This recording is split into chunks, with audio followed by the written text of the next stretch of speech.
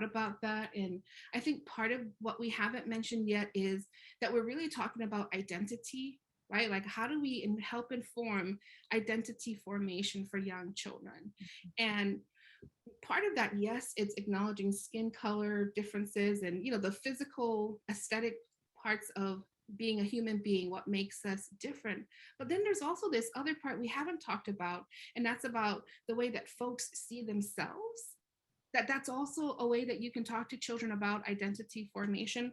One of the other books that I had pulled for sharing, because as a former teacher, I know teachers always want to know what are the books that I can be using with children. I pulled this one. It's called We Are Water Protectors. And I love this book because while this isn't about race, this is about how Indigenous folks see themselves and talk about themselves.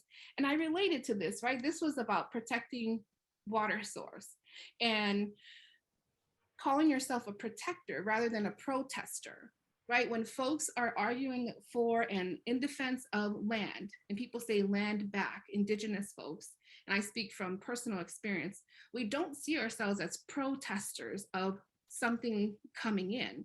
We see ourselves as protectors of an extension of who we are, right? We see ourselves in connection with the land and the world around us. And we feel like there are times when we must protect that from things that would poison that would harm that would destroy it.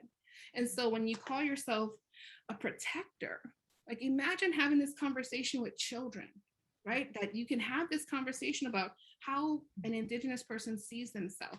That's really powerful.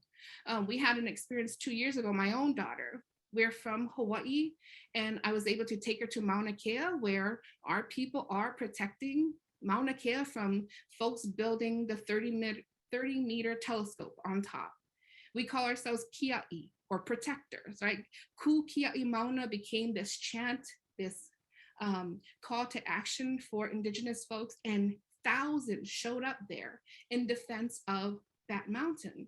And it was important for me to have her see herself as a protector. We care for the earth. We care for this Mauna because it's an extension of us.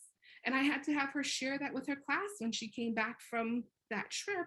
We shared it with her classmates. They were preschoolers, but talked about that. She wore a shirt that said Ku Kia'i Mauna on it. She was able to tell them what that meant. But that's part of what we're getting at here, right? Is how do folks see themselves and define who they are? And part of our responsibility is to give them the best information to shape that identity and worldview. So I think it's beyond race, yes. Right. Thank you.